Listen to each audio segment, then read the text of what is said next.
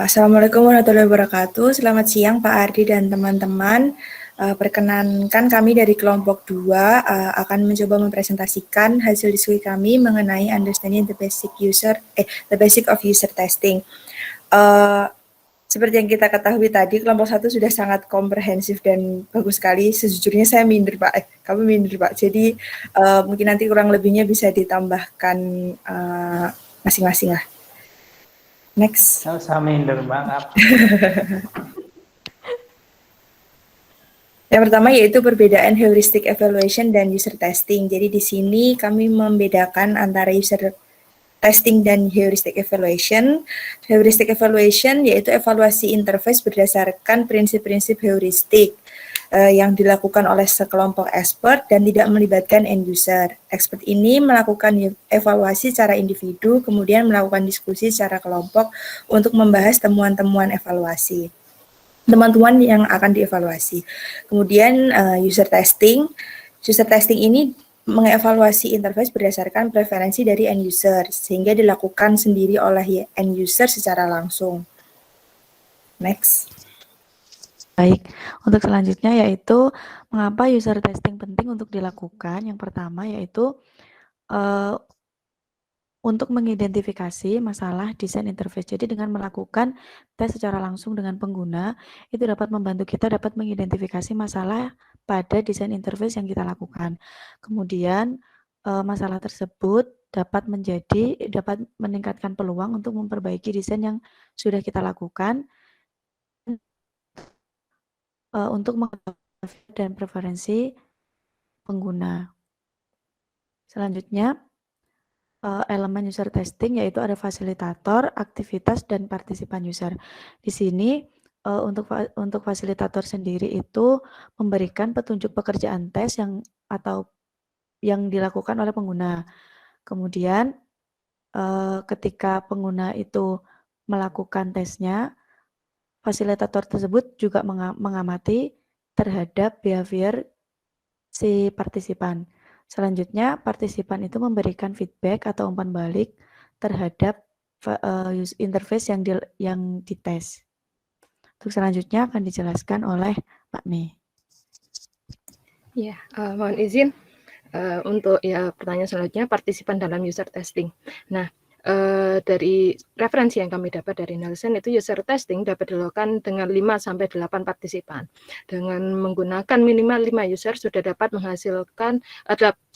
menemukan 85% permasalahan interface. Nah, di sini merupakan kurva dari hubungan antara jumlah user testing dan permasalahan yang ditemukan. Kemudian dari Kruk kami juga mendapatkan referensi bahwa user testing dapat dilakukan 3-4 user pada setiap pengujian. Jadi kalau Kruk ini dia menekankan untuk pengujiannya dapat dilakukan secara iteratif. Jadi setiap round gitu itu antara 3-4 user. Kemudian melakukan pengujian secara iteratif dapat ditemukan permasalahan yang lebih optimal. Selanjutnya. Nah, ini merupakan jumlah tes yang dilakukan. Kami juga mengambil dari Kruk, di mana berapa banyak sih jumlah tes user testing dilakukan. Nah, itu dilakukan sesuai dengan sumber daya yang kita punya, yaitu biaya dan waktunya. Dan baiknya oleh Kruk itu disarankan dilakukan secara iteratif. Kenapa? Apabila sekali pengujian oleh 8 user, itu mereka kemungkinan overlap. Jadi temuan yang ditemukan itu hampir sama. Kan jika dilakukan selama 1 kali pengujian. Tetapi jika dilakukan secara iteratif, itu kan misalnya 3 user pertama itu menemukan 3 permasalahan, kemudian diperbaiki, maka pada pengujian selanjutnya, iterasi selanjutnya, mereka akan menemukan permasalahan lainnya. Sehingga mereka akan jika dikompilasi, mereka akan menemukan permasalahan yang lebih banyak. Seperti itu. Selanjutnya. Next.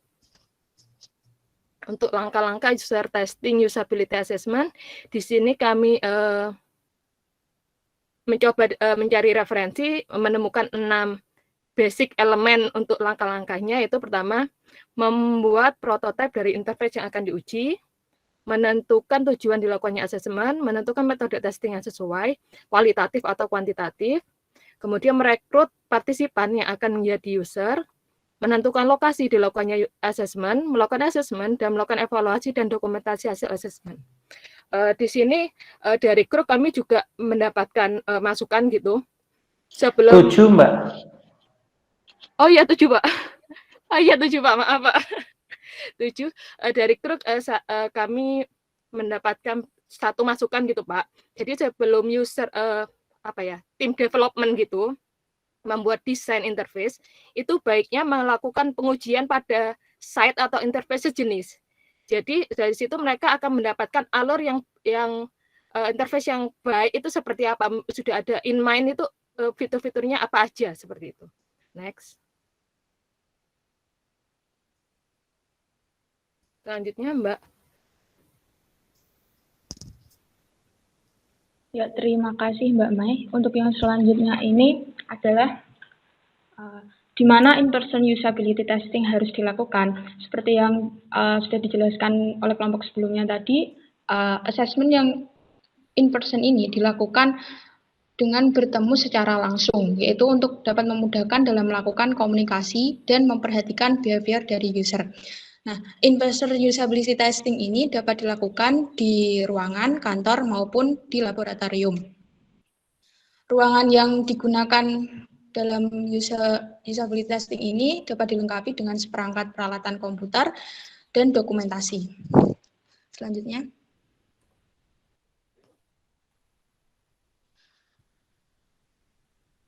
Selanjutnya adalah cara melakukan usability testing secara daring. Nah, apabila assessment secara in-person ini tidak dapat dilakukan, assessment juga dapat dilakukan secara daring menggunakan bantuan alat-alat yang mudah ditemukan dengan menggunakan teknologi yang sudah kita miliki, yaitu di sini ada remote moderate dan remote unmoderate. Untuk remote moderate ini, usability testing dapat dilakukan dengan wawancara melalui telepon ataupun video.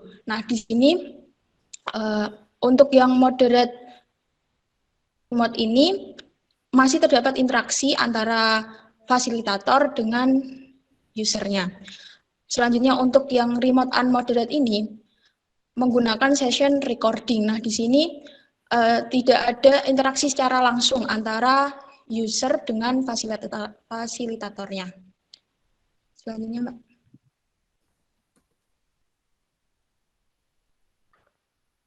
Nah, ini referensi yang kami gunakan.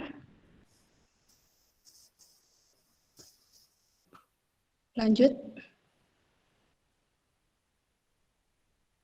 Nah, berhubung kami tidak menyiapkan pantun, jadi cukup sekian presentasi kami, kurang lebihnya mohon maaf. Terima kasih. Saya kembalikan ke Pak Ardi. Baik, saya siap. Apa yang tadi tidak menyiapkan pantun? Nggak apa-apa, Mbak. Itu saya nggak ada pertanyaan suruh nyiapin pantun, jadi nggak perlu. Oke. Terima kasih ya teman-teman kelompok 2 ya, cukup bagus ya jawabannya. Cuma yang tadi khusus yang unmoderated sama moderated tadi mungkin agak sedikit ada miss-nya, tapi nggak apa-apa, nanti saya coba jelaskan di mana miss-nya. Ya, jadi itu tadi tentang user testing. Ada pertanyaan nggak teman-teman ke temennya gitu sebelum mungkin saya melakukan debriefing gitu? Belum ada ya? Seperti saya ini melihat foto teman-teman, kan saya nggak tahu wajah teman-temannya, cuma lihat foto teman-teman ini kok saya melihat ada 2 grup. Ini intermezzo aja ya. Ada teman-teman yang fotonya itu pas foto, ada yang enggak. Terus kalau saya lihat ini waktu presentasi itu, ini hipotesis saja. Sebenarnya teman-teman yang pakai pas foto ini cenderungannya apa pemalu gitu ya, introvert gitu. Teman-teman yang nggak pakai pas foto ini ada kecenderungan ekstrovert gitu. Tapi nggak tahu sih, ini perlu diuji. Tapi nggak apa-apa, intermezzo teman-teman. Nggak tahu benar apa enggak, tapi sepertinya hipotesisnya agak tepat. Tapi nggak tahu. Oke, kan? Sudah, Pak. Terlihat, Ya. Pak. Oke, ya. Tadi kita beranjak ya. Kalau minggu lalu kita, bukan hanya minggu lalu, sejak 2 minggu yang lalu kita belajar mengenai usability inspection ya, atau heuristic evaluation. Nah, mulai minggu ini kita ke user testing. Nah, jadi kita skip yang group walkthrough. Kenapa? Karena itu secara garis besar sebenarnya hampir sama dengan heuristic evaluation, hanya membedakan proses evaluasinya. Ya, kalau heuristic evaluation itu diawali dengan evaluasi secara individu, ya. Lalu setelah itu baru ada discussion, ya. Kalau di group walkthrough evaluasinya itu dilakukan secara bersamaan. Ya. Jadi karena hanya perbedaan di teknis ya, atau protokolnya, nah kita skip saja, kita langsung ke user testing.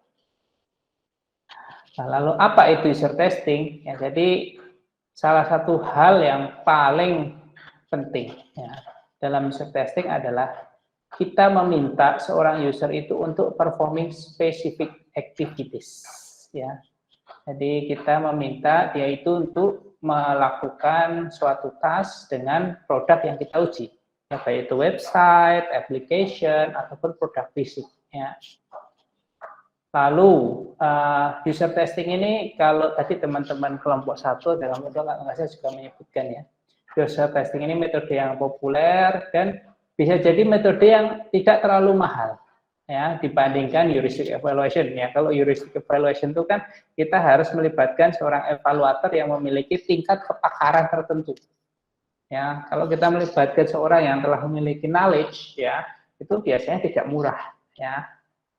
Tidak murah. Nah, kalau user testing itu hampir banyak orang itu bisa terlibat dan karena itu relatif lebih murah. Ya. Karena dia itu melibatkan users ya, dibandingkan heuristic evaluation yang dia itu bisa tidak, bahkan sangat kecil kemungkinan untuk melibatkan user, maka perbedaan utama antara user testing dan heuristic evaluation adalah the involvement of user. Nah, jadi perbedaan utamanya itu adalah di keterlibatan user tadi. Ya, kalau heuristic evaluation itu kan hanya cukup evaluator ya. Evaluator itu belum tentu user ya. Nah, jelas evaluator itu memiliki tingkat kepakaran tertentu. Tapi kalau user testing, hujan, mohon maaf. Semoga suara saya masih kedengaran. Kalau user testing itu dia melibatkan user tadi ya. Kenapa user testing itu sangat penting? Sebentar saya izin kita lanjutkan ya. Kenapa user testing itu sangat penting? Yang pertama, kalau teman-teman tahu ada slogan, usability slogan, yaitu designer is not users. Ya, ini teman-teman bisa baca di pengantar di bukunya Nielsen ya, Usability Engineering. Salah satu slogan yang cukup menurut saya penting adalah ini, designer is not users ya. Jadi kalau kita memposisikan diri kita sebagai seorang desainer ya, jadi kita itu udah mungkin dalam 1 tahun terakhir, 2 tahun terakhir itu setiap hari bertemu dengan produk yang kita develop. Ya, sehingga kalau kita ditanya ya, bagaimana caranya untuk melakukan task A ya, kita akan bisa melakukannya dengan sangat cepat ya, tanpa kesalahan. Ya. Nah, berbeda kalau user yang melakukannya, kita minta user untuk melakukan task A, ya, bisa jadi user itu nanti melakukan kesalahan-kesalahan atau dia memerlukan waktu yang cukup lama, ya, karena dia tidak sehari-hari menggunakan produk tersebut, ya, berbeda dengan desainer tadi. Nah, kenapa di sini user testing sangat penting? Jadi kalau kita tidak melakukan user testing, maka kita akan berasumsi produk kita sudah sangat perfect ya. Kita dari kacamata seorang desainer. Ya, karena kita setiap hari menggunakan produk tersebut dan kita melihat kayaknya saya sendiri nggak ada masalah ya dengan produk saya gitu. Karena bisa melakukannya dengan cepat, kita bisa mencari, menyelesaikan masalah ya dengan cepat. Tetapi belum tentu orang lain itu akan seperti kita. Ya, disinilah kenapa user testing itu menjadi sangat penting. Ya, lalu yang kedua sama seperti dijelaskan oleh kelompok 1 ya. Jadi ketika kita melakukan testing, walaupun misalnya respondennya itu hanya satu, ya, pasti kita akan mendapatkan insight, ya. Jadi kita tidak akan pernah rugi ketika melakukan suatu user testing, ya, walaupun misalnya dana sangat terbatas sehingga kita hanya bisa menggunakan melibatkan satu user, ya. Kita tetap akan mendapatkan masukan ya untuk software, app ataupun produk yang sedang kita bangun. Ya, jadi testing one user is 100% better than testing no one. Ya, jadi menguji satu orang itu 100% lebih baik daripada kita tidak melakukan penguji. Karena kalau kita tidak melakukan pengujian, kita tidak akan mendapatkan masukan. Kita tidak akan melihat kelemahan apa yang ada di produk kita. Ya, testing is always work. Ya, even the worst test with the wrong user, ya, will show you important things that you can do to improve your site. Jadi testing itu pasti bekerja. Ya, walaupun tes kamu itu kurang tepat dan kamu melibatkan user yang salah, tapi kamu tetap mendapat masukan. Ya, untuk mengimprove aplikasi, website, produk yang sedang kita bangun. Nah, 3 elemen dari user testing itu yang pertama ada participant, ya, yang kita sebut sebagai user tadi. Lalu ada task, ya, ini terkait dengan realistic activities, ya. Lalu terkait dengan produk, app, website yang sedang kita uji. Lalu yang terakhir adalah fasilitator, ya, orang yang akan memberikan guidance, ya, panduan ke partisipan mengenai proses testingnya. Ya. Lalu bagaimana 3 elemen ini terkait, ya, kurang lebih seperti ini, ya. Jadi teman-teman juga bisa baca di reading yang telah saya berikan. Yang pertama, fasilitator itu, ya, dia menjelaskan, ya, task yang harus dilakukan oleh partisipan. Ya, jadi dia menjelaskan task yang harus dilakukan oleh partisipan, tetapi dia tidak menunjukkan, ya, bagaimana caranya menyelesaikan task. Ya, dia hanya meminta tadi kamu sebaiknya melakukan A, B, C, D, bukan menunjukkan. Ya, karena kita ingin melihat, ya, apakah ada permasalahan dari produk yang kita uji berdasarkan task yang kita berikan. Ya. Lalu, ya, partisipan itu tentunya akan perform, yang melakukan task yang diberikan oleh fasilitator tadi. Ya. Nah, saat partisipan ini melakukan task tadi, fasilitator ini akan mengobserve, dia akan mengobservasi, ya, partisipan. Ya, kalau misalnya kita menggunakan thinking aloud, kita akan mencatat, ya, kata apa yang keluar dari mulut partisipan, ya. Tapi kalau kita menggunakan recording, ya, dan mungkin kita juga bisa tidak harus mencatat secara langsung, tetapi kita membuat catatan atau highlight, ya, yang terjadi saat pengujian tadi. Ya. Lalu, ya, fasilitator ini juga bertugas melakukan interview, ya, jika memang interview itu diperlukan dalam pengujian tadi, ya, melakukan interview terhadap partisipan, tentunya setelah partisipan itu mengerjakan task. Lalu kalau diminta, partisipan juga dapat memberikan feedback, ya, terkait dengan produk, ya, website, aplikasi yang diuji. Nah, itu tadi kurang lebih arus informasi dari 3 elemen dalam usability testing tadi. Nah, kalau kita bicara mengenai participants atau users, ya, berapa jumlah yang sebaiknya terlibat dalam sebuah tes, ya. Jadi teman-teman ketahui, ya, di hasil penelitiannya Nielsen itu kurang lebih minimal, ya, itu adalah 5 orang, 5 orang untuk beberapa metode usability testing, ya. Karena kalau kita bicara kuesioner itu tentunya 5 itu tidak cukup, ya. Tapi kalau kita misalnya performance testing, thinking aloud dan sebagainya, itu 5 itu kurang lebih cukup ya. Apa itu thinking aloud, apa itu performance measurements, ya itu nanti teman-teman pelajari. Kenapa 5 orang? Jadi yang pertama, ya, kalau kita tidak melibatkan siapapun dalam pengujian, ya kita di sini zero, ya maka insight yang kita dapatkan juga zero. Ya. Tadi ya, kalau kita nggak melakukan pengujian, ya kita nggak dapat masukan apapun yang terkait software kita. Ketika kita melibatkan mulai 1 orang, ya 1 orang, ya sekitar di sini, ya kita akan mendapatkan sekitar 30%, ya permasalahan usabilitas dari produk kita.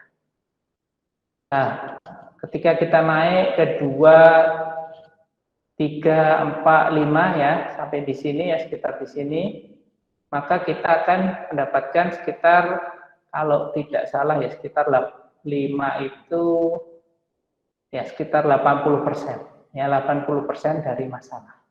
Nah, dari 1 sampai 5 ya itu kurvanya itu sangat sangat step ya, sangat tajam ke atas ya. Nah, tetapi setelah 5 itu dia akan sangat melandai dengan artian permasalahan disabilitas yang ditemukan itu pertambahannya itu tidak terlalu signifikan. Ya, berdasarkan hal tersebut maka Nielsen menyimpulkan bahwa 5 ini kurang lebih minimal yang ideal.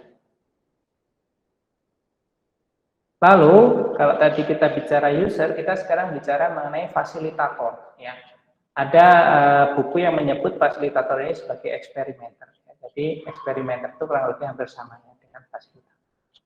Tugas dia adalah tadi administering the test. Ya, kita menjelaskan ya task apa yang harus dilakukan oleh user tadi. Lalu kita mengobserv dan menginterview dari test user, lalu kita mencatat ya feedback yang diberikan oleh user. Seorang fasilitator yang bagus itu wajib memiliki ya. Yang pertama knowledge ya dari the test method. Ya, jadi kalau misalnya kita menggunakan thinking aloud ya kita harus paham thinking aloud itu seperti apa. Ya, harapannya kalau kita punya knowledge yang bagus mengenai metodenya itu, kita bisa tahu kita harus melakukan apa gitu ya. Dan ketika ada sesuatu yang kita tangkap saat user itu melakukan mengerjakan tasnya, jadi kita bisa tahu oh sekarang saya sepertinya harus mencatat itu karena kita paham ya akan metode disabilitas yang kita gunakan. Selain tadi knowledge mengenai metode tesnya tadi, kita juga harus memiliki knowledge terkait dengan produk yang kita uji. Ada saran bahwa sebaiknya kita tidak menggunakan sistem designer sebagai fasilitator. Jadi kalau misalnya kita adalah seorang yang mengembangkan software itu atau mengembangkan produk itu, sebaiknya kita jangan menjadi fasilitator ya dalam pengujian disabilitasnya. Nah, kita bisa menjadi observer yang berada di luar ya dari setting pengujiannya tersebut. Ya. Kenapa?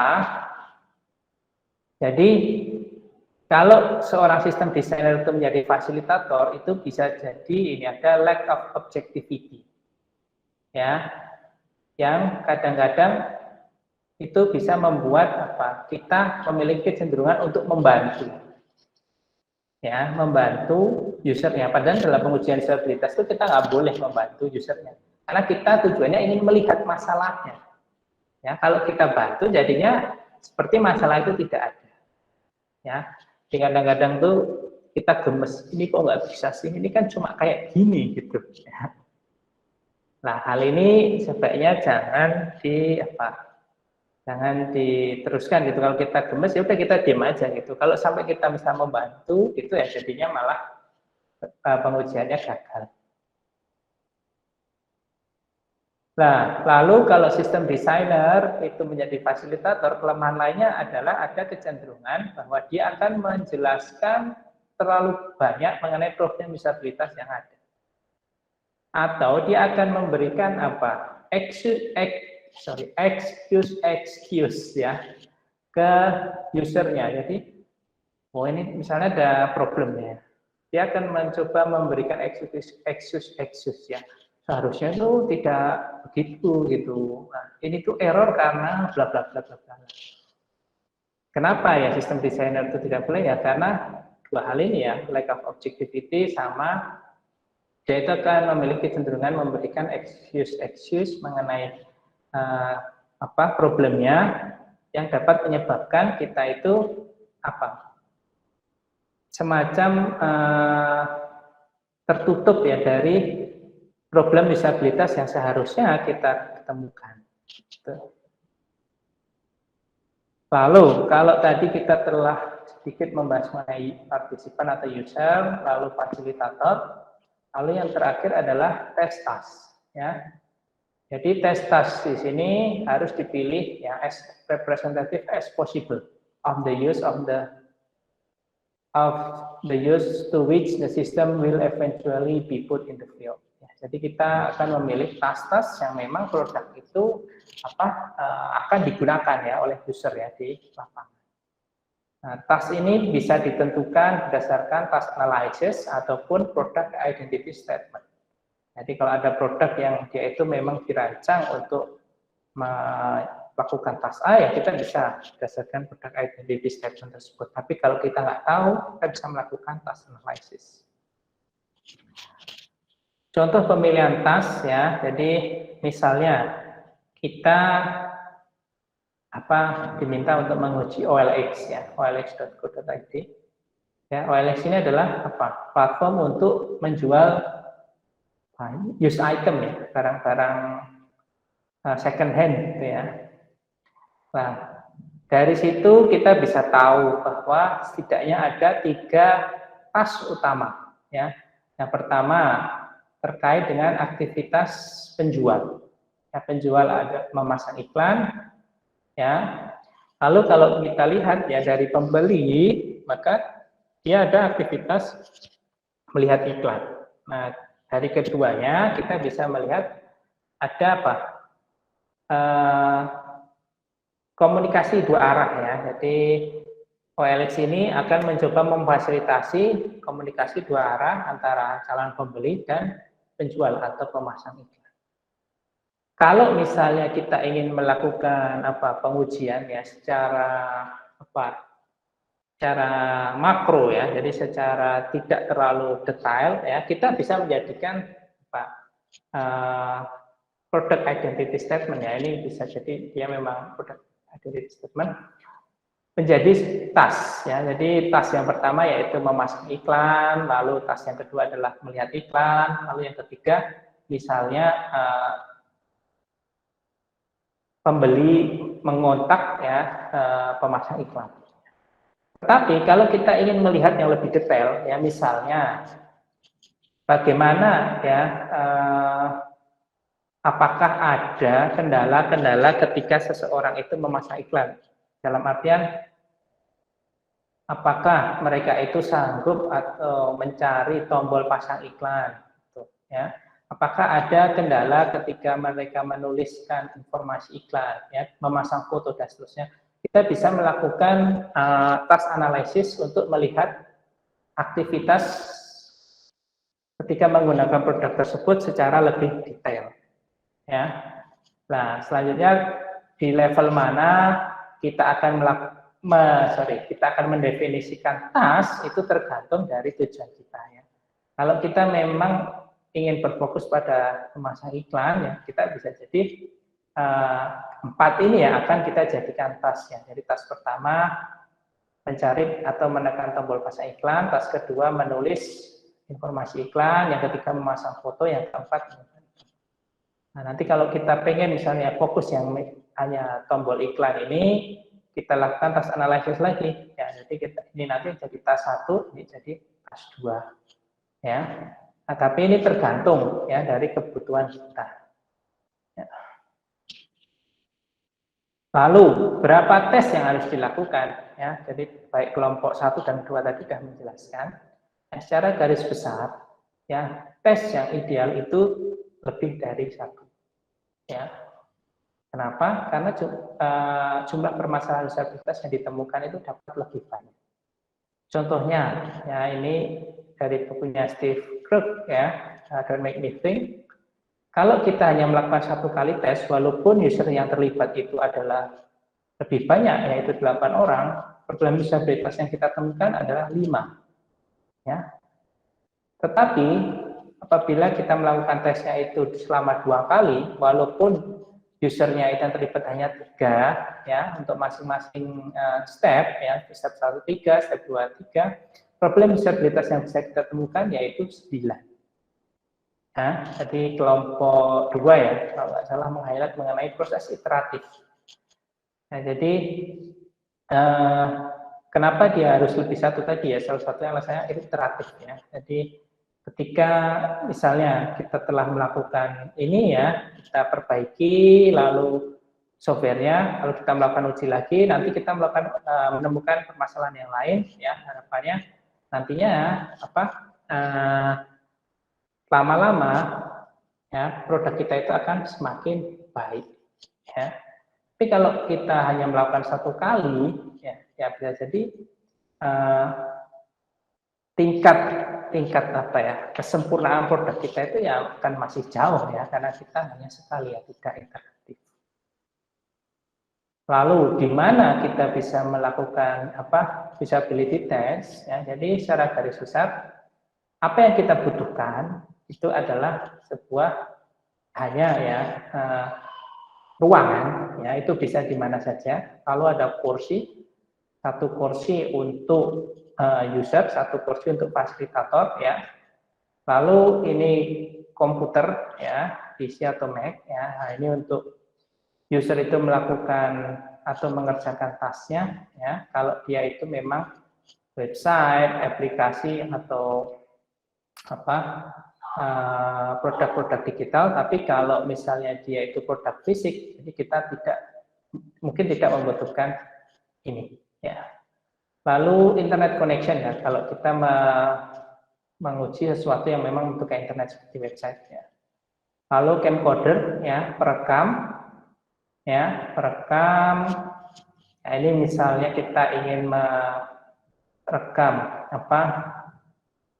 ekspresi, suara, ya, kalau kita menggunakan tiga alat, metode ini menjadi sangat penting, ya.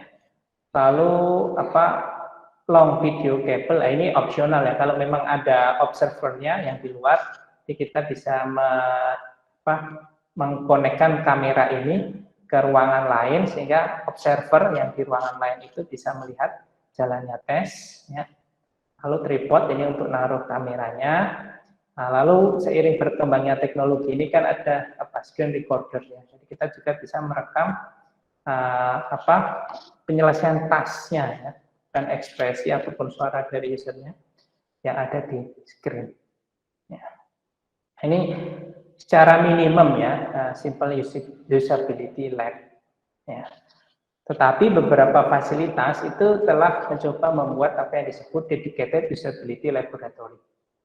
Ya, jadi kalau kita berbicara laboratorium usabilitas yang memang sangat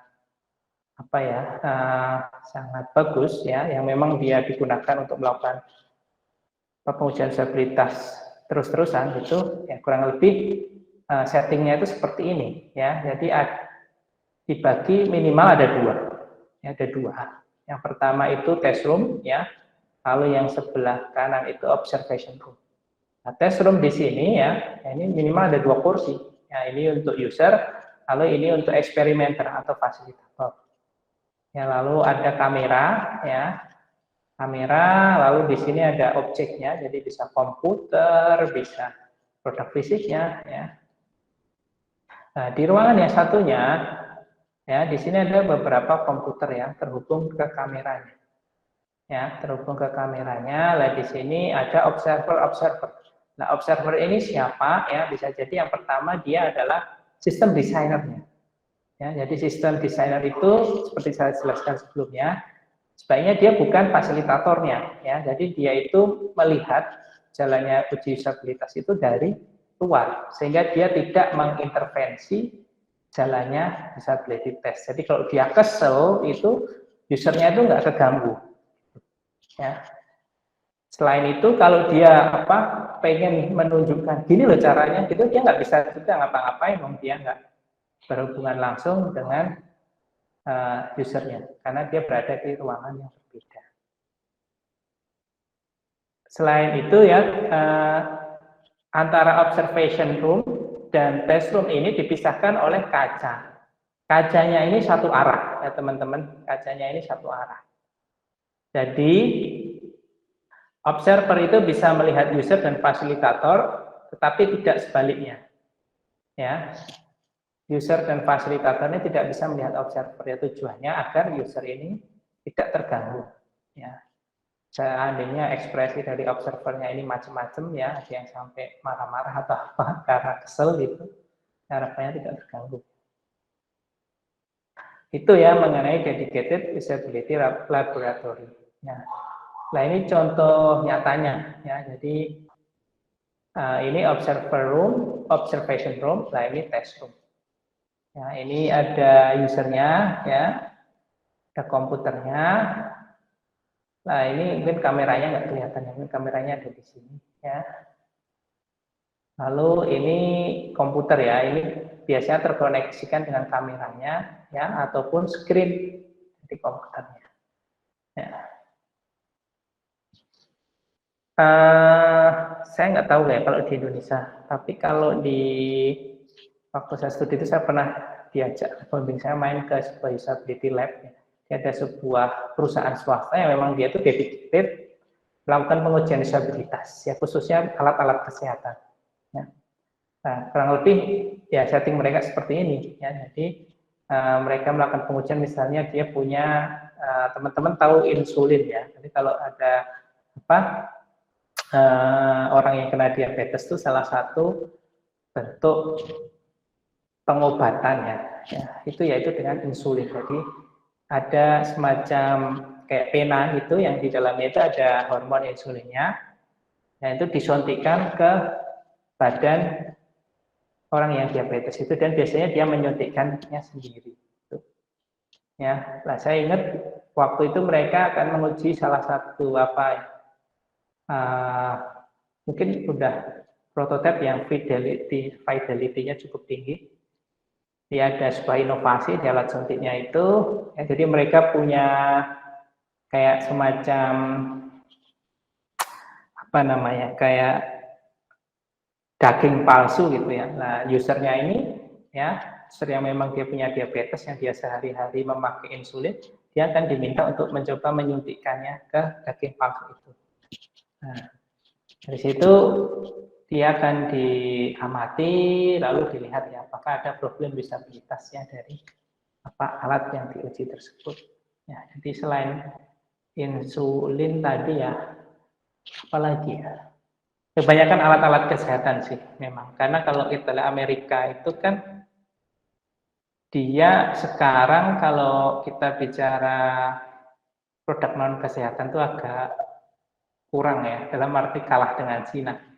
Tapi kalau produk kesehatan yang kayak vaksin dan lain sebagainya itu kan mereka masih leading ya.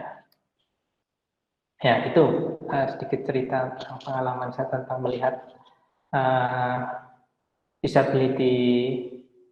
dedicated usability laboratory. Ya. Nah, lalu ya, kayak kita pandemi sekarang ya, kita kan nggak bisa mungkin ke lab ya. Apa yang bisa kita lakukan ya? Kita melakukan usability test secara daring, secara online.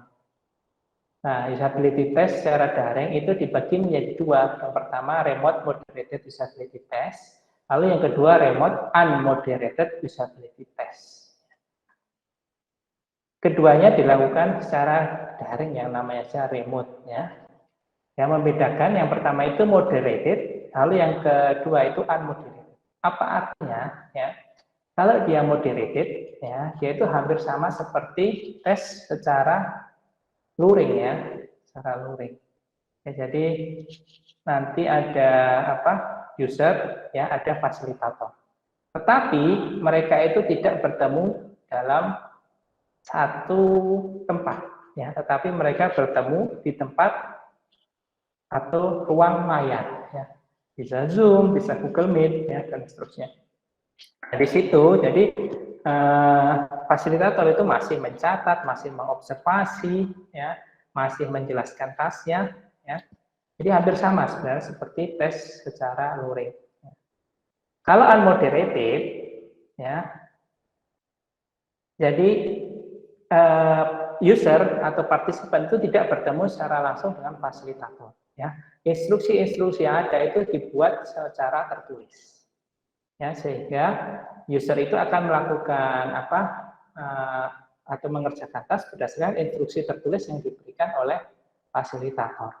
Ya, lalu user itu diminta untuk merekam, ya, sesuai kebutuhan dari pengujiannya. Nah, lalu rekaman itu akan diminta untuk dikirimkan ke fasilitator tadi. Ya, nah itu sebenarnya membedakan antara moderated dan unmoderated. Oke, sampai di sini ada pertanyaan nggak teman-teman?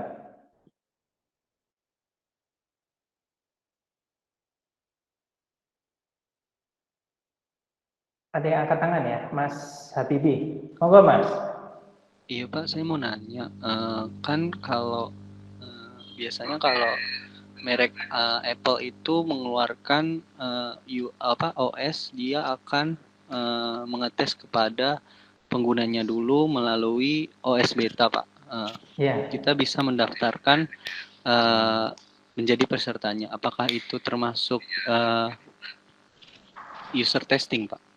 Iya, betul Mas, itu user testing ya. Nah, kalau di versi beta biasanya kalau nggak salah ya, itu mereka akan merekam lognya ya.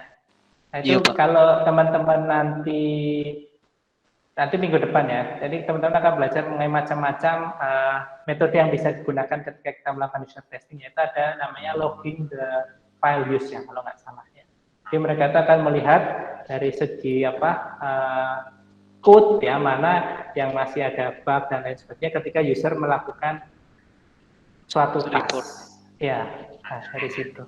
Ya, itu ya memang salah satu pengujian disabilitas. Terima kasih Pak. Sama-sama. Ada pertanyaan lain?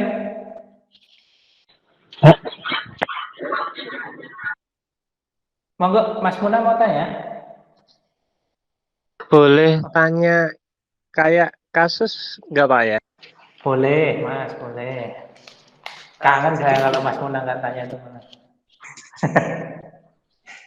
Yang kebetulan paper yang saya baca dan saya teliti tentang usabilitas itu, dia meneliti tentang aplikasi PLN, Pak. Iya. Nah, kemudian dia melakukan usability testing, user testing, dan kemudian dia mengkonversi menjadi effectiveness, efisiensi, dan satisfaction-nya. Nah, itu dari langkah itu dia juga ada mengambil variabel itu error rate, success rate sama completion time. Nah, yang tapi di paper itu tidak dijelaskan detail bagaimana konversi dari variabel itu kemudian kok bisa jadi effectiveness-nya berapa persen, efisiensinya berapa persen, terus satisfaction-nya itu berapa persen, itu yang saya masih belum paham Pak, karena kayak hidden ya, karena di paper itu nggak dijelaskan detail gitu. Mungkin ada ini Pak pengalaman untuk mengkonversi semuanya itu menjadi variabel prosentase yang disabilitaskan effectiveness, efisiensi, sama satisfaction. Terima kasih Pak. Ya, saya coba jawab ya Mas Muna. Jadi yang pertama, kalau kita bicara pengujian disabilitas yang outputnya itu sangat kuantitatif ya, seperti yang diceritakan Mas Muna, ya itu adalah nama metodenya itu performance measurement. Jadi kita mengukur performa dari user ya secara kuantitatif. Ya, jadi outputnya itu kuantitatif ya, memang angka-angka. Nah, saya itu melihat ya. Tapi sebelum saya jelaskan bagaimana cara melihat effectiveness ya Mas. Saya tuh melihat kadang-kadang saya beberapa kali review jurnal nasional tapi bukan jurnal bahasa Inggris. Itu tuh banyak yang terjebak dengan indikator-indikator itu. Ya mereka menunjukkan bahwa effectiveness-nya 95%. Efisiensinya biasanya efisiensi waktu ya. Jadi, lalu error rate-nya berapa gitu ya. Tetapi mereka lupa dengan satu hal ya, mereka tidak menceritakan what is the problem gitu ya. Jadi problem disabilitasnya itu apa? Ya.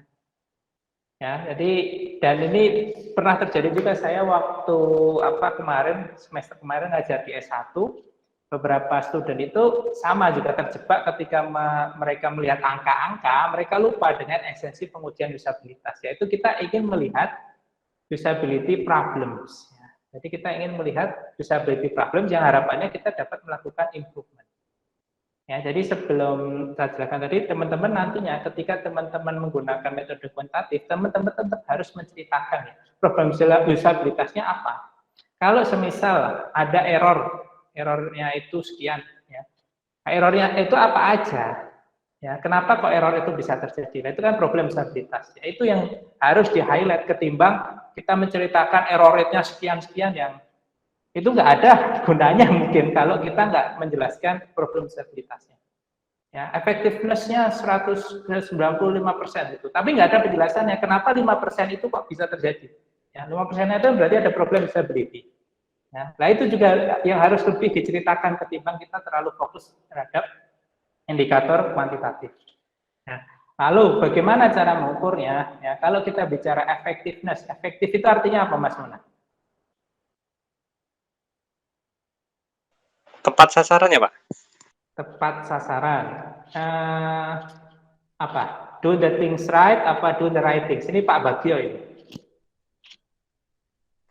HTI.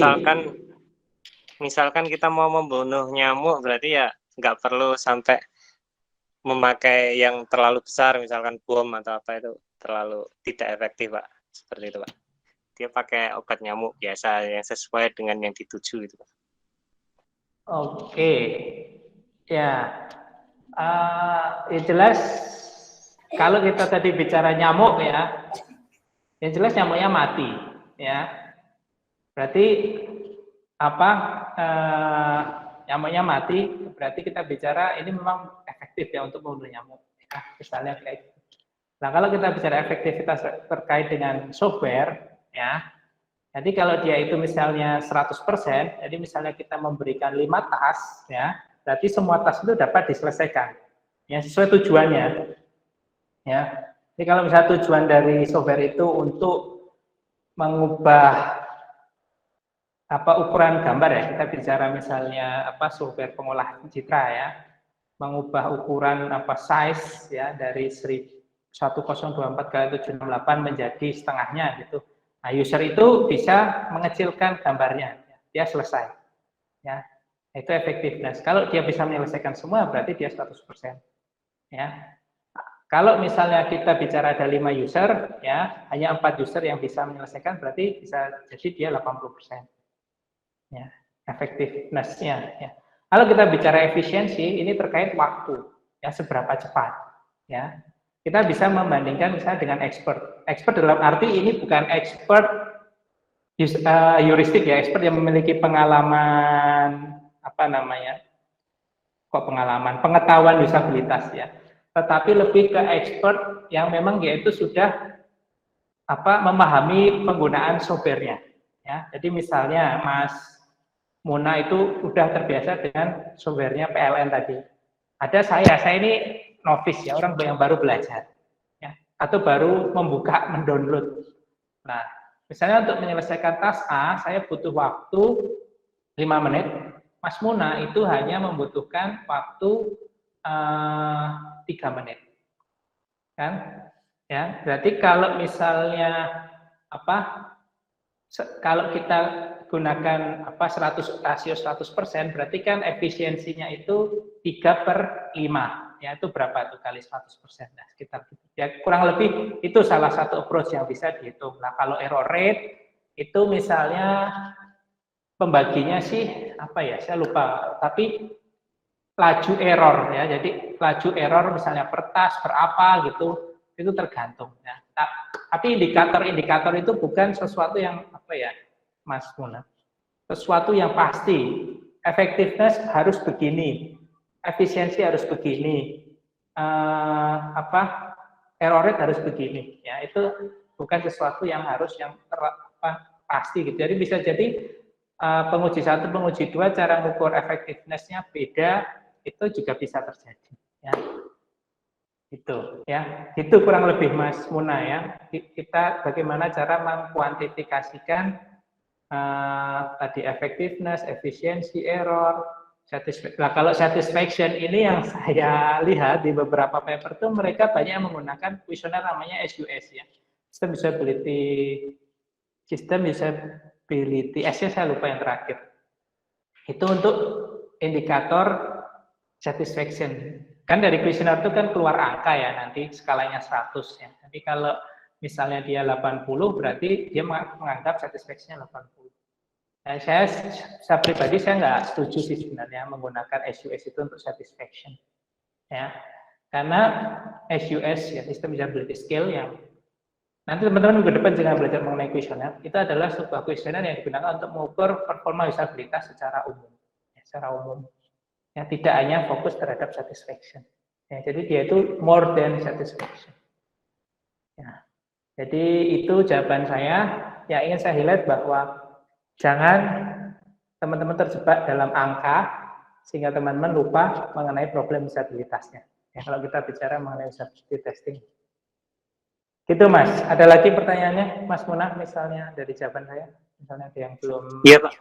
Tadi yang ditekankan dari Pak Ardi itu kan jangan terlalu terfokus dengan angka sehingga mengabaikan problem yang kita temukan ya, problem usabilitas yang kita temukan, baik itu nanti di dalam user testing itu misalkan kan kita dapat angka-angka completion time, terus dapat angka-angka error rate.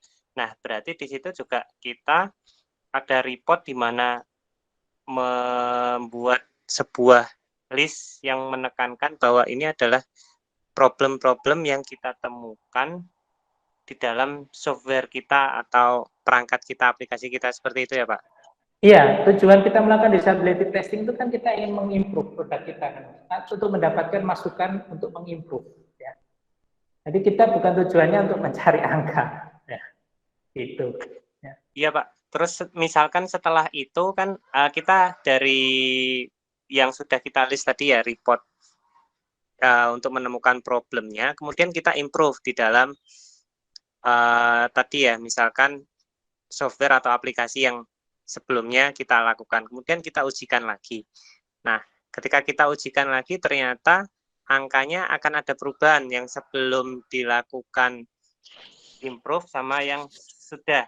Nah, itu berarti apakah itu menjadi dasar validnya dari ini Pak, masukan-masukan itu atau tidak? Mungkin cara validasinya seperti apa Pak? Saya bingung ya dengan arti validasi yang Mas Muna maksudkan. Tetapi yang jelas ya bisa kalau Mas Muna memang mau melakukan. Jadi gini teman-teman ya, angka itu, indikator kuantitatif itu biasanya yang pertama digunakan untuk summative assessment ya, summative assessment. Jadi apa itu summative dan formative itu salah satu tugas teman-teman minggu depan ya. Nah, jadi kalau kita bicara summative assessment ya, kita itu akan membandingkan antara produk A dan produk B ya, mana yang usabilitasnya lebih bagus.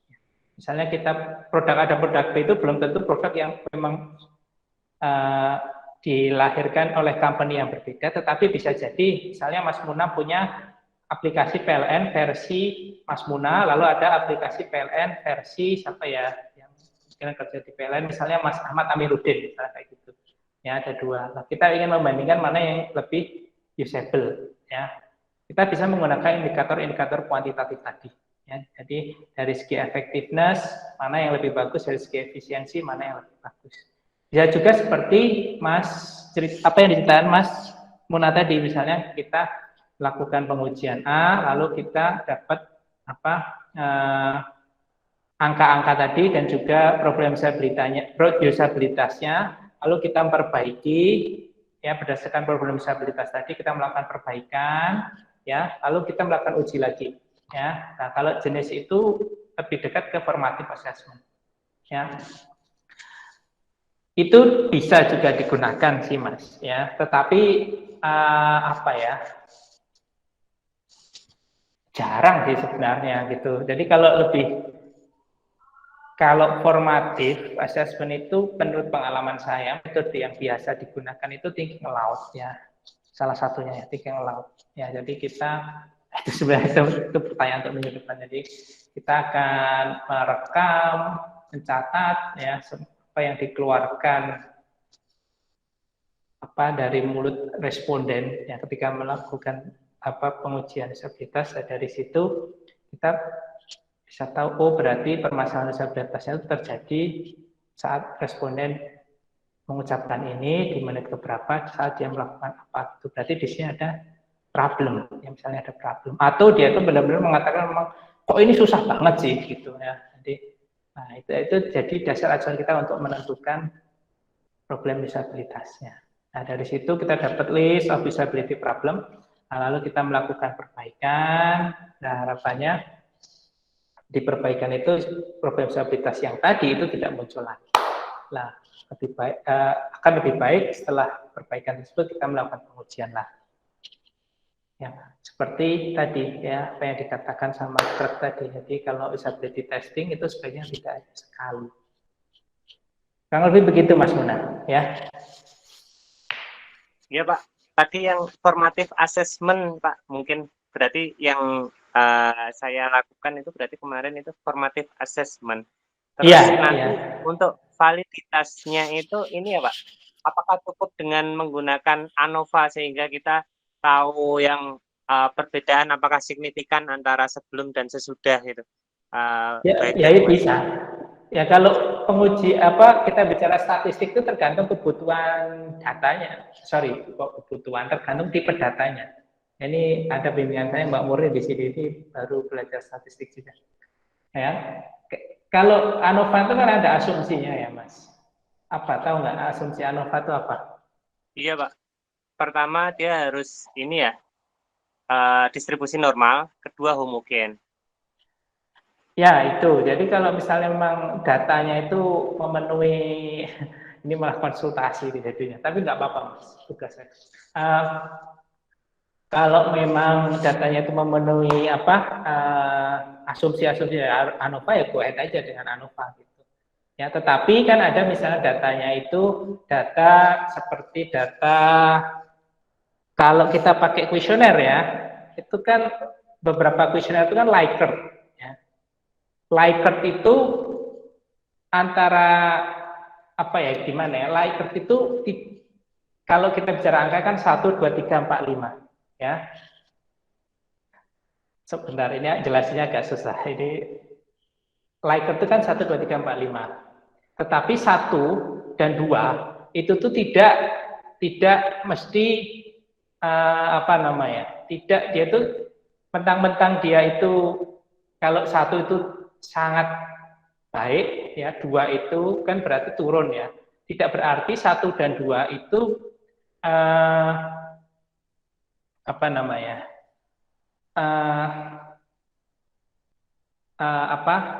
inkremental ya, tidak mesti.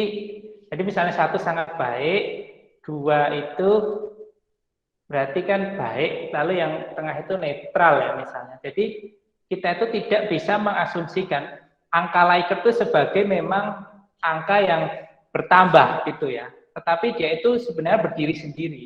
Ya, makanya kalau seperti itu sebenarnya kita nggak bisa pakai ANOVA. Saya lebih prefer kalau kita pakai uji non parametrik, ya, Kruskal-Wallis, Mann-Whitney dan seterusnya. Tapi kalau memang angkanya itu angka yang continuous, ya, continuous itu yang ini yang teman-teman OR lebih jago ya. Yang continuous, ya, yang antara 1, 2, 3, 4, 5 itu memang berurutan dan magnitude-nya itu memang sama, konstan ya, pertambahan magnitude-nya itu sama. Jadi kita bisa pakai ANOVA, t-test yang memang dia bisa digunakan untuk data itu gitu ya. Jadi kalau kayak Likert itu sebenarnya kita nggak bisa ngitungin ya, kita nggak bisa rata-rata. Jadi lebih tepat kita menggunakan median, interquality range ya, instead of standar deviasi. Itu malah jadi kuliah statistik. Gitu sih Mas. Jadi tergantung kebutuhan teman-teman, tergantung pola datanya. Ya. Jadi ya memang bisa pakai ANOVA gitu untuk melihat apakah ada perubahan apa tidak gitu. Kalau signifikan kan berarti memang ada perubahan. Itu sih Mas. Ya, terima kasih banyak Pak Ardi atas ini arahannya.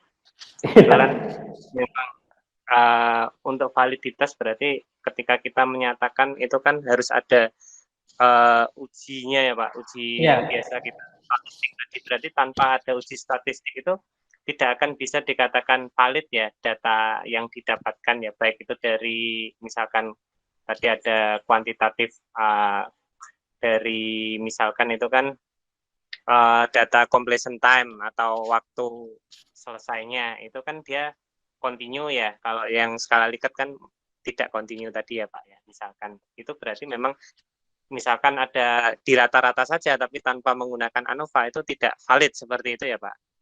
Ya depends on datanya juga Mas, sama depends sama rumusan masalah kita juga. Ya kalau memang kita ada kebutuhan untuk untuk menyajikan informasi kuantitatif dalam bentuk hasil uji statistik ya sebaiknya memang ada uji statistiknya, tapi tidak melulu kita memang harus menyajikan hal itu, tergantung kebutuhan. Kalau memang kebutuhan kita untuk menunjukkan problem disabilitas ya bisa jadi kita nggak itu. Jadi kalau di usabilitas itu memang itu ya. Ini off the record ya teman-teman, tapi di recordnya. Jadi kalau kita bicara, responden hanya 5, ke teman-teman ya statistik itu mereka akan nggak setuju. Cuma kalau kita di forum disabilitas kita udah percaya sama temuannya. Ya.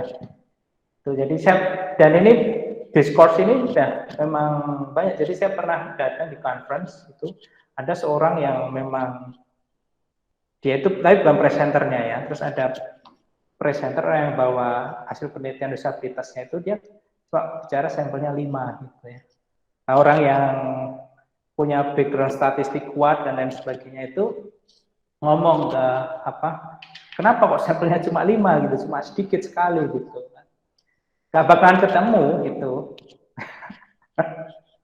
Gak bakalan ketemu gitu ya, karena memang approach-nya beda. Ya, karena kalau Ilsen itu kan approach-nya lebih ke problem disabilitas sama budget ya. Kita bicara trade off ya antara budget, problem disabilitas dan seterusnya gitu. Nah, kalau orang statistik ini memang keabsahan datanya gitu ya. Jadi kalau kita di disabilitas itu fokus kita adalah kita menemukan problem disabilitas. Nah, harapannya ketika orang memakai itu dia tidak menemukan kendala. Ya itu malah bisa cerita kemana-mana. Kurang lebih begitu sih Mas Munah. Ya. Rajab, Mas Munah mah risetnya tentang disabilitas ya? Iya Pak, selagi olah data yang saya ini juga ketika statistik 5 ini juga saya agak ini, makanya tadi sudah dijawab dari Pak Ardi ya, alhamdulillah. Jadi terjadi. Tapi ya gitu sih memang. Tapi kalau bisa pakai statistik 5 pun lebih banyak susah untuk statistik. Apakah ANOVA itu cukup 5? Agak susah memang Pak, jadi datanya ini kalau lebih cenderung kadang nggak mungkin dan lain-lain itu karena terlalu sedikit tadi itu, benar Pak. Iya, jadi kendala ada gap yang besar antara olah data statistik dengan usabilitas kebutuhan yang dari Nielsen tadi yang hanya 5 tadi Pak. Iya, ya. Itu jadi tergantung fokus kita ya. Kita pengen memang fokusnya kuantitatif ya. Itu gitu. Yang jelas saya pokoknya kalau bicara pengujian disabilitas tuh problem disabilitasnya apa itu yang penting itu karena itu yang penting. Saya coba share screen lagi aja sembari nanti saya ngerjain tugas ya karena kita udah waktunya habis. Sembari saya jelasin tugas untuk minggu depan. Jadi teman-teman di sini sudah bisa melihat apa yang harus teman-teman kerjakan sampai kuliah dengan saya selesai di mid semester ya, sudah ada tugas. Saya belum share screen ya.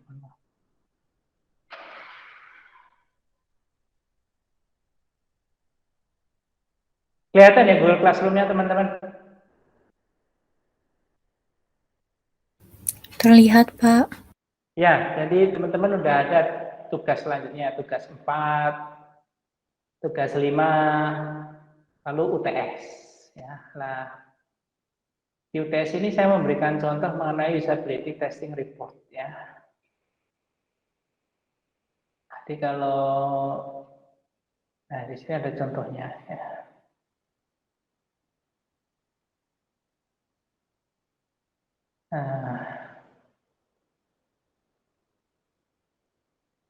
Nah, kalau kita bicara mengenai usability test ya, yang menurut saya lebih penting adalah kita ini menunjukkan problem-problem usabilitasnya itu di mana, ya, di mana dia bisa terjadi dan apa yang harus kita lakukan, ya, perbaikannya itu sebaiknya ke depannya seperti apa, ya, agar problem itu tidak terjadi, ya, jadi tidak terlalu fokus terhadap indikator-indikator angka yang malah bisa membuat kita lupa ya terhadap problem disabilitas tersebut. Ya, indikator angka itu penting, tapi ada yang lebih penting ya dari ya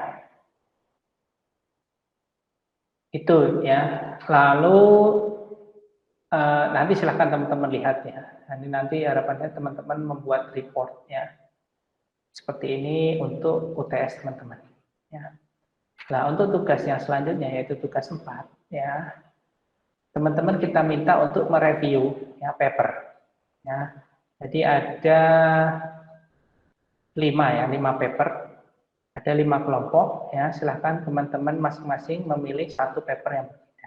Ya, ini jadi teman-teman perlu koordinasi dalam kelas ya. Kelompok 1 mau mereview apa, kelompok 2 mau mereview apa. Nah, lalu teman-teman kita minta untuk menjawab beberapa pertanyaan ini. Tujuan dari usability testnya itu apa? Ya, usernya itu seperti apa? Usernya berapa? Ya, lalu tasknya itu seperti apa? Ya, lalu teman-teman kita minta juga membaca beberapa readings ya, agar teman-teman bisa menjawab. Jadi, what kind of usability assessment methods yang digunakan dalam penelitian tersebut?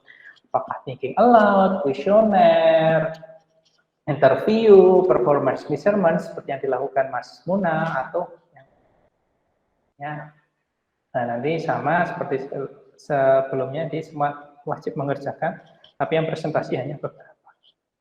Itu untuk tugas 4. Nah, nantinya tugas 5 itu teman-teman akan kita minta membuat user testing plan. Ya, jadi ini pura-puranya itu teman-teman di hire oleh startup ya, Indonesian startup ya. Ada Gojek, Grab, Halo Dokter, GOOH, Tokopedia, Shopee, Bineka dan seterusnya. Lalu teman-teman diminta untuk membuat disability test plan yang berisi goals dan seterusnya. Nanti saya jelaskan lebih detail. Nah, ini untuk tugas kelima. Ya. Nah, lalu UTS teman-teman itu terkait dengan tugas sebelumnya, yaitu teman-teman kita minta untuk merealisasikan tesnya.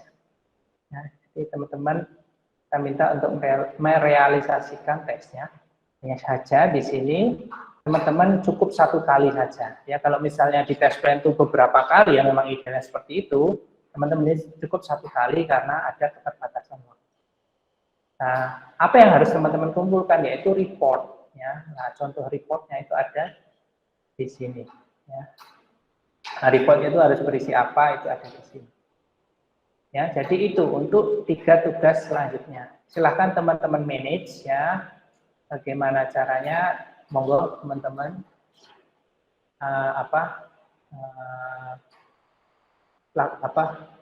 lakukan ya, dengan baik. Nah, untuk minggu depan teman-teman kewajiban teman-teman hanya mengumpulkan tugas 4. Tugas 5 itu minggu selanjutnya, lalu UTS itu nanti deadline-nya saat jadwal UTS sesuai yang ditentukan oleh departemen. Ya. Oke, sampai di sini ada pertanyaan nggak teman-teman terkait tugas-tugas yang ada? Yang tugas 4, Pak, tadi ya, gimana Mas? Review papernya itu ada pilihan atau kita mencari sendiri tadi, Pak? Ada Mas, ini ada 5 paper ya di sini ya. Wang 2018, Syekh 2018, Habibi, wah ini Mas Ahya ini.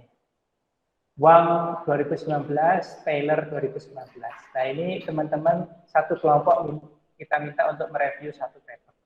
Tetapi teman-teman tidak perlu mereview seperti apa tugas review paper, teman-teman hanya perlu menjawab pertanyaan yang ada di sini. Jadi di sini. Assignment 4. Nah ini tadi seperti saya ceritakan ini perlu koordinasi ya, karena satu paper hanya yang boleh direview oleh satu kelompok. Ini relatif mudah ya, 2 jam teman-teman selesai ngerjain ini. Oke, ada lagi pertanyaan? Bapak izin bertanya, berarti yang UTS tadi masih berkaitan sama tugas kelima ya Pak berarti? Yus, betul.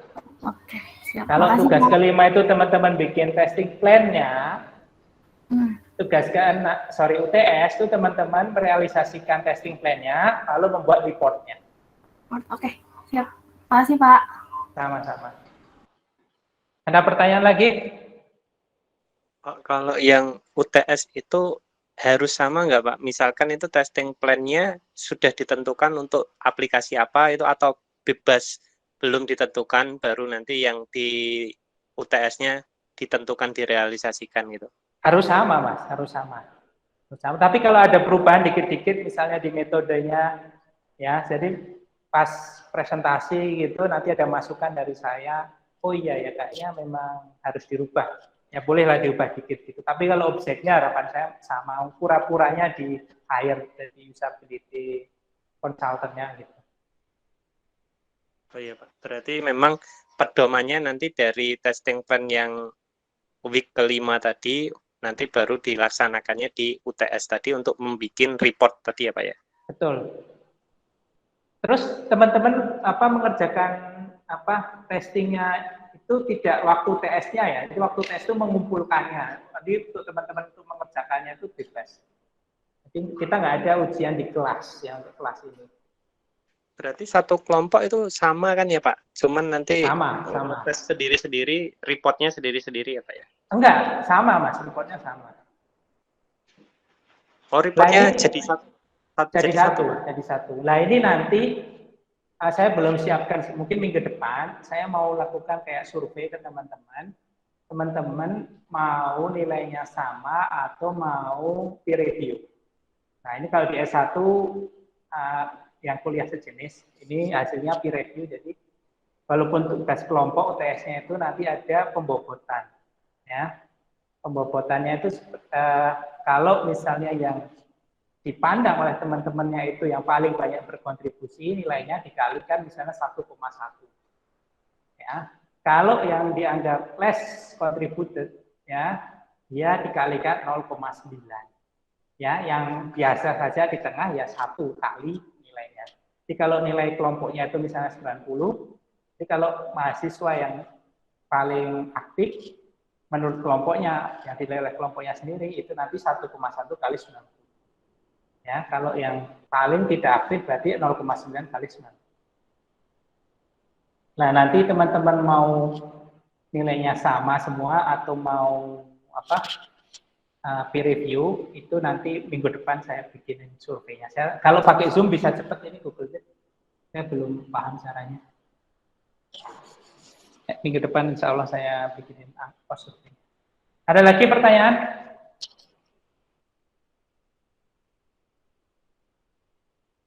Recordingnya saya stop. Oh, ya. Nanti biar terus. Ya, kalau udah nggak ada pertanyaan, mungkin kita cukupkan ya kuliah hari